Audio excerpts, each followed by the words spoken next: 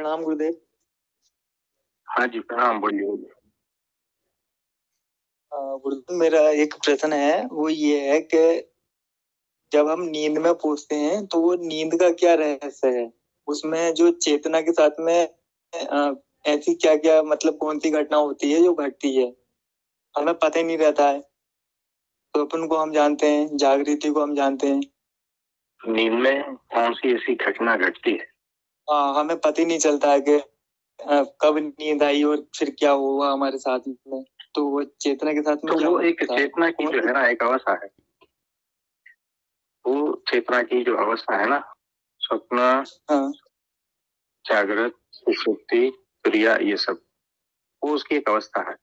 तो हम जागृत नहीं रह पाते हैं और नींद आती है तो हम सो जाते हैं, लेकिन भीतर भीतर जो है ना उसे सब पता है, लेकिन हम उसके प्रति अवेयर नहीं है, बस इतना ही।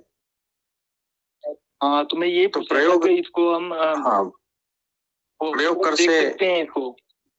हाँ, होश पूर्वक प्रयोग करेंगे तो इसमें रात भर आप जागरूक रह सकते हो, है ना।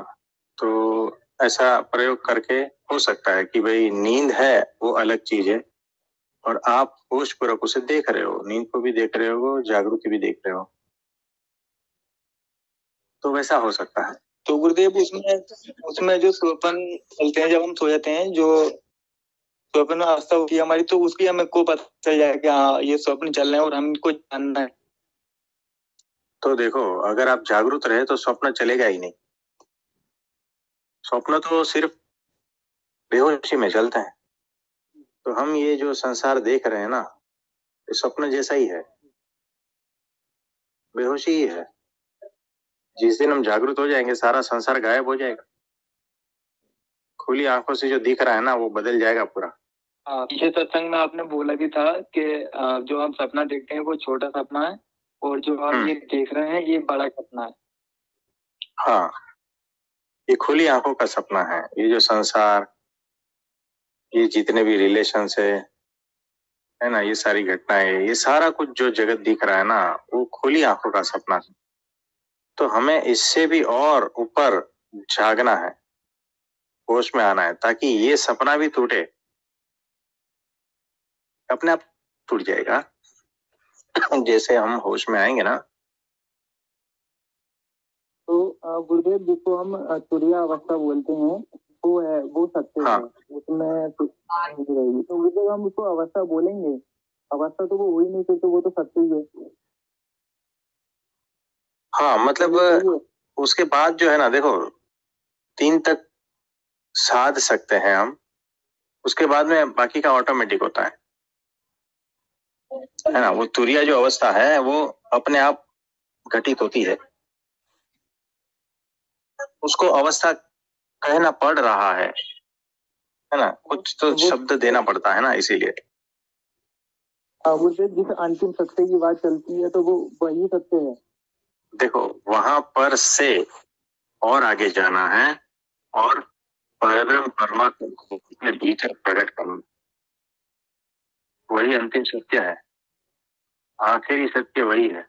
बहुत बहुत धन्यवाद। हाँ जी, नमस्ते नमस्ते। और किसी का कोई प्रश्न रहेगा बताइए। प्रभु जी, स्वप्न को भी तो ध्यान रखते हैं। स्वप्न की तो जो सपना आ रहा है उसको भी तो ध्यान बना सकते हैं। हाँ, ध्यान, देखो सपना आ रहा है उसको, मतलब ये दोनों अलग चीज हो गई, दोनों विरोधी चीज हो गई। लूसिड ड्रीम मतलब सपने में ये पता चल जाए ये सपना है, ये लूसिड ड्रीम हो गया ना। हाँ हाँ, तो लूसिड ड्रीम को भी तो अपन ध्यान बना सकते हैं, वो कैसे, उसके बारे में थोड़ा बताइए। उस लूसिड ड्रीम जो है ना वो भी जो है एक वो सीमा रेखा है, वो उस पूर्ण जो सपना है वो नहीं है, लेकिन उसको जो है एक तरह से जिया जाता है। वो कमांड देकर और उसकी जो है इमेजिनेशन करके उसमें प्रवेश किया जा सकता है ना। और वो धीरे धीरे धीरे, मतलब ये भेद रेखा हल्की हल्की है। जैसे व्हाइट लाइट है उसमें बहुत सारे रंग है ना, वैसे ही अगर ध्यान कहे या लूसिड ड्रीम कहे या ड्रीम कहे या उस टाइप का जो है ना, ये सारे अलग अलग उसके रंग है। उसमें भेद रेखा, सीमा रेखा बहुत बारीक है, बहुत बारीक है। तो उसको भी आप ध्यान बना सकते हो, लेकिन फिर जो है ना वो कैसा रहेगा कि वो आपके मन का इमेजिनेशन ही रहेगा,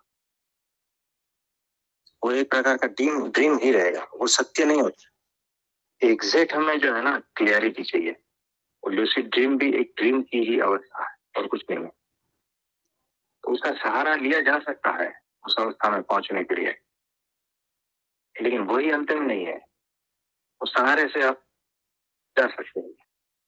प्रभु जी, आपने अभी लूसिड ड्रीमिंग के ऊपर बात करी, तो आपने कहा कि वो भी एक वो है, अंतिम सत्य नहीं है, हमें अंतिम सत्य तक पहुंचना है। इसका मतलब ये हुआ ना प्रभु जी कि जो लूसिड ड्रीमिंग है वो भी सेल्फ प्रोजेक्टेड ड्रीम है। हाँ, वही है। ये सारे खेल है ना, अध्यात्म जगत के बहुत सारे खेल है ना, अलग अलग नाम से अलग अलग कोर्सेस और बहुत सारा कुछ खेल चलता है। ये जो है ना सारे सर्कस के खेल है, पहुंचोगे कहीं पर भी नहीं। इसको अगर थोड़ा टाइम पास होता रहेगा बहुत सारा, मतलब हमें ऐसा लगता होगा, हमें ऐसा लगता है कि हमने बहुत कुछ अचीव कर लिया है अध्यात्म जगत में, ये कर लिया, वो कर लिया, वो कर लिया, वो भी कर लिया, है ना, लेकिन पहुंचोगे कहीं पर भी नहीं। परमात्मा भीतर जब तक प्रकट नहीं होता है, वो अंतिम सत्य का जब तक आपका सामना नहीं होता है ना, तब तक ये सारे खेल चलते रहेंगे, सारे सवाल जवाब चलते रहेंगे। तो ऐसा है, इसको ज्यादा जो है ना, ये सारा जो चल रहा है ना वो एंटरटेनमेंट से अधिक कुछ भी नहीं है। ये कुंभ मेला क्या है, ये सारा कुछ जो चल रहा है ना उसमें, ये जो सारे उसमें दिखा रहे हैं मीडिया वाले सब, वही सब चल रहा है, ऐसा खेल है ना। कोई पहुंचा नहीं है, पहुंचने वाले खेल नहीं करते। यानी कि प्रभु तो ऐसा है। यानी कि प्रभु जी, ये जो लूसिड ड्रीमिंग की बात हो रही है, यहाँ पर भी मैं तो जिंदा है, मैं जिंदा है, वही तो इमेजिनेशन कर रहा है और वही अपने लिए एक अलग तरीके, जो वैसा ड्रीम हम देखते दुनिया हैं बना रहा है। हाँ जी, वैसे ड्रीम में हम मतलब अनअवेयर रहते हैं, बेहोशी की अवस्था में ड्रीम देखते हैं। और लूसिड ड्रीमिंग में हम प्रोजेक्ट करके ड्रीम देख रहे होते हैं। तो यहाँ पर भी तो मैं जिंदा ही हूँ ना। हाँ, मतलब जब तक अहंकार है सब तक, तब ड्रीम है तब तक, चाहे उसका कोई भी नाम दे दो, है ना, वो ड्रीम का नाम कुछ भी दे दो, यानी उसने क्रिएट किया हुआ है या अपने आप आ रहा है या कैसा भी है तो ड्रीम ही है, तो बेहोशी की ही एक अवस्था। यानी देखो कैसा है कि स्वप्न और सुषुप्ति, ये जो दो है ना, उसमें और 100, 200, 50, 100, 1000 ऐसे और अलग अलग डिपार्टमेंट गिराए जा सकते हैं और उसको अलग अलग नाम भी दिए जा सकते हैं, और वो 1000 डिपार्टमेंट के अलग अलग कोर्सेज भी चलेंगे, पाओगे कुछ भी नहीं। तो ये सारा जगत ऐसा ही चलता है, सारी चैनल ऐसी ही चलती है। प्रभु जी, हमको हमारी बेटी ने एक कहानी सुनाई थी, उसने किसी चैनल पे देखी थी वो कहानी कि 4 युग भगवान के पास गए मांगने के लिए। तो भगवान ने पूछा तुम्हें क्या चाहिए, तो पहले 2 युग ने कहा कि हमें तो स्वर्ग चाहिए। द्वापर ने कहा कि मुझे तो स्वर्ग और नर्क दोनों चाहिए। लेकिन कलयुग ने कहा कि मुझे तो नर्क चाहिए, और ये कह के उसने अपनी जीभ पकड़ ली। तो भगवान ने कहा कि विष्णु देखेंगे। तो फिर उन्होंने पूछा कि तुमने अपनी जीभ क्यों पकड़ी। तो उसने बोला कि मैं जब जब विष्णु आएंगे ना मुझे दिखाने, लोगों को दिखाने, उस समय पे मैं उनके जैसे लाखों खड़े कर दूंगा कि लोग असली विष्णु को पहचान ही नहीं पाएंगे। और ये जो सारे कोर्सेज और ये सारी चीज़ें यहाँ पे, इनको अगर हम सच्ची तरीके से देखें तो ये कलयुग खड़ा कर रहा है और लोग उसमें फंस रहे हैं। हाँ, तो देखो ये ऐसा ही है। अभी करीब 4-5 दिन पहले मेरे पास एक फोन आया था। साइंटिस्ट बहुत सारी बातें करता है, इधर उधर से लेके फिजिक्स, मेटाफिजिक्स से लेके सब कुछ, बहुत डीपली ऐसे ऐसे वर्ड्स वगैरह सब यूज करता है ना। मुझे सीधा सीधा पूछता है, आपके पास आना है और साधना करनी है, और आपकी फीस क्या है मुझे इस अवस्था तक पहुंचाने की। यानी वो सारा कुछ जो है ना फीस के बारे में ही सब चल रहा है। मैं बोला मेरे गुरु ने जो है ना फीस ली ही नहीं, वहां कोई सवाल ना जवाब कुछ भी था, कुछ भी नहीं, सारा कुछ हो गया। तो अध्यात्म के नाम पे कौन सी मानसिकता बनाई जा रही है ये तब अब समझ में आता है। तो ऐसा चीज है। तो जो तर्क वाले क्वेश्चन है ना उसका कोई वैल्यू नहीं है। जो सिर्फ ठीक है क्या होता है इसका, है ना, कैसे होता है, सिर्फ जानकारी वाले क्वेश्चन, उससे भी कुछ पाओगे नहीं। प्राण का प्रश्न रहेगा, आप तब ही कुछ उत्तर मिल सकता है। प्राण का प्रश्न यानी अब इसका प्रश्न का जवाब नहीं मिला ना, या इस जवाब की अनुभूति नहीं मिले ना, तो प्राण निकल जाएंगे। ऐसा जब प्रश्न आएगा ना तब ही उसका उत्तर संभव है।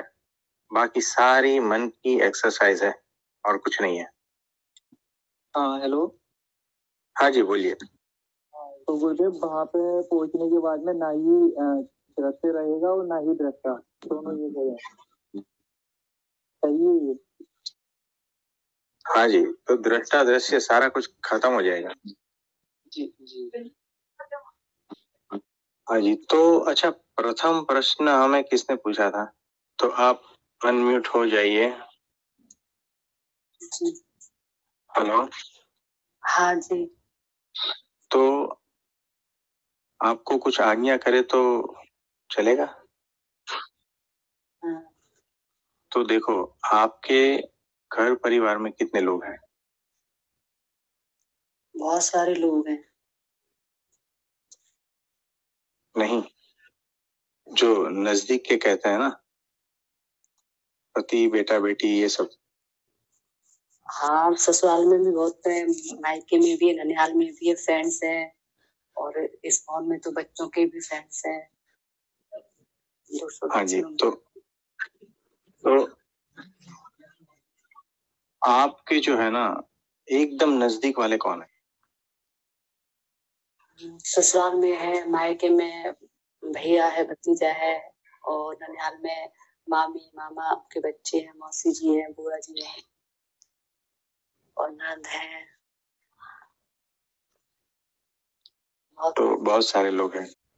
तो ये आपको कब कब काम आते हैं?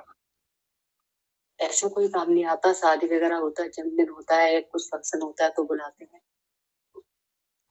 ऐसे हमने बोला भी नहीं कि काम आइए। तो देखो आपके पति जी है? हाँ। और बेटा बेटी क्या है, कौन है? एक बेटा है, 2 बेटियां हैं। तो देखो आपका परिवार 5 का है, ठीक है? तो ये 5 लोग, मतलब आपके पति जी, आपके बेटा बेटी जो भी है, उनके अलावा जितने भी आपके मोबाइल में नंबर है ना सबको अभी ब्लॉक करना है ये सेशन खत्म होने के बाद।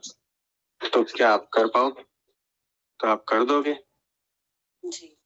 तो ठीक है, तो ये सेशन खत्म हो जाएगा तो सबको ब्लॉक कर देना है। सिर्फ आपके पति जी का, आपके बेटे का, आपकी बेटियों का वही नंबर चालू रखना है।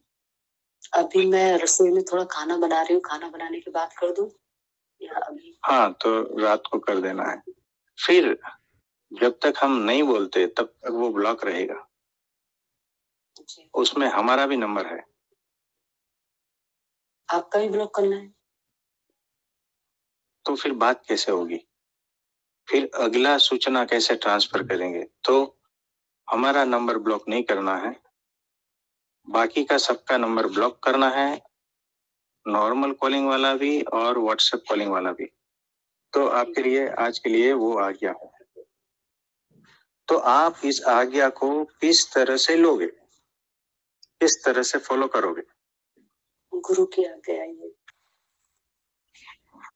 तो देखो, उत्साह पूर्वक करना है। अरे ये कौन सी आज्ञा कर दी, है ना, ऐसा नहीं। उत्साह पूर्वक, आनंद पूर्वक इस आज्ञा का पालन करना। इसके पीछे एक भी विचार आना नहीं चाहिए कि ऐसा क्यों। जब क्यों पूछोगे तो चूक जाओगे। तो कहा है तो कहा है, बात खत्म हो गई। आप समझे? तो जो लोग हमें गुरु गुरु कर रहे हैं ना, पता ही नहीं गुरु क्या होता है। तो आपके लिए आज वो आज्ञा है